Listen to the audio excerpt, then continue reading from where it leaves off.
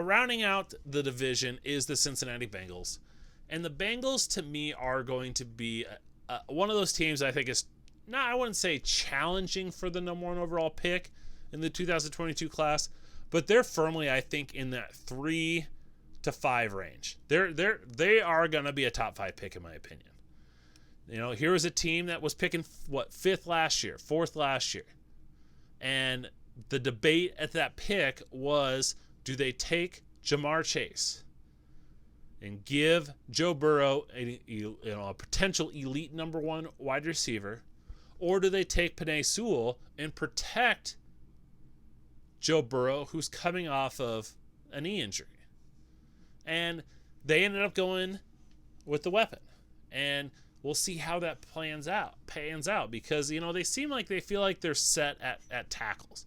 And that was one of the reasons why they didn't go with Sewell, is they had Jonah Williams, who they drafted 11th overall a couple years ago to be their left tackle, and they signed Ricky Wagner to be their right tackle. And they felt they're good enough at tackles that they can pass on Sewell and get a guard in the next couple rounds. And they figured Jamar Chase, and a lot of scouts relayed that this is the best. Jamar Chase was one of the better wide receivers we've seen in years. Well, hopefully it's just a bad preseason, because Jamar Chase hasn't been good this offseason, this preseason. He's dropped a lot of balls. Going into week 3, he hadn't had a single catch this preseason. He looks like he's struggling, just like Jerry Jeudy did last year. Jeudy was a top 15 pick. I know Chase was a top 5 pick, but Jeudy was another guy who would get open but just couldn't make the catches. Jamar Chase is struggling to get separation, which shouldn't be much of a surprise, but he's also not making those catches. And so, that's not saying Penei Sewell's lighting it up for the Lions, but you have to wonder, Chase is going to get it figured out. I think he's too talented of a receiver. He's too good of an athlete, too good of a player, that he's not going to figure it out. But it's not looking like he's going to catch fire right away. And who knows? He probably will, now that I said that.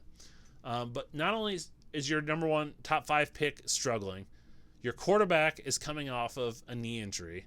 He was very quick and elusive in the pocket, knew how to read the pocket and make his throws. But now he's coming off that injury. He's got some talent at receiver, but once again hasn't put it together. Offensive line, I think, has improved with some of the additions, but it still isn't good. And then defensively, they added some veterans in the secondary, but defensively they're still not good. And you've got Zach Taylor, who's entering year 3, hasn't shown much, hasn't shown that he's this offensive guru, and I think the Bengals are going to struggle. And I think they're going to be bad. I think they're going to be picking top 5. I think they could be picking 3rd overall, and they could be looking at finding a new head coach, and they're going through this whole transition again. So it doesn't look good in Cincinnati.